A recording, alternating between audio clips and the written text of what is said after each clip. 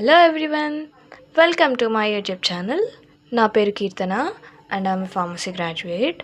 And ఈ ఛానల్లో మీకు జీపాట్ నైపర్ ఎగ్జామ్స్కి ఫార్మసీ సబ్జెక్ట్స్ ఈజీగా ఎలా అర్థం చేసుకోవాలి అండ్ అర్థమయ్యేటట్టు కూడా మీకు నేను చెప్తాను.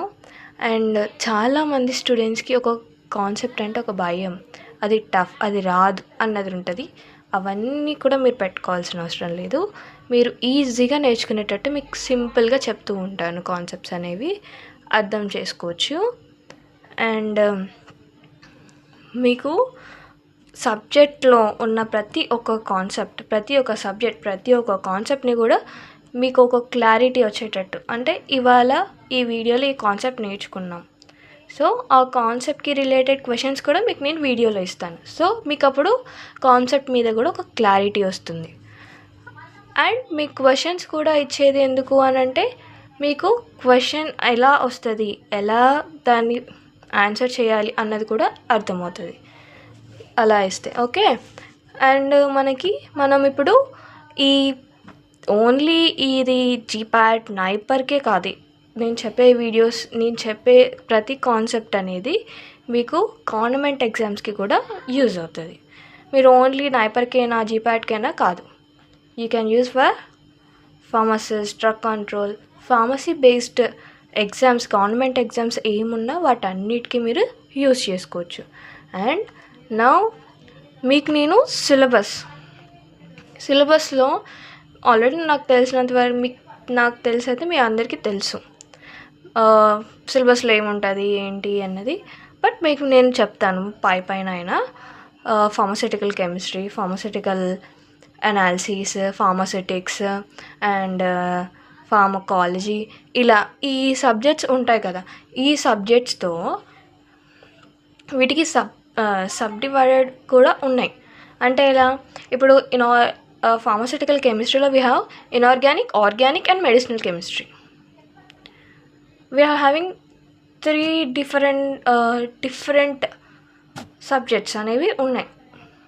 సో అట్లా మీకు అలా కూడా మీకు నేను ఒక్కొక్కటి ఎక్స్ప్లెయిన్ చేసుకుంటూ వస్తాను. మీరు డైలీ ఒక 2 or 3 కాన్సెప్ట్స్ ప్లస్ దానికి రిలేటెడ్ క్వశ్చన్స్ నేర్చుకుంటారు. సో మీకు అప్పుడు ఈజీ అయిపోయింది.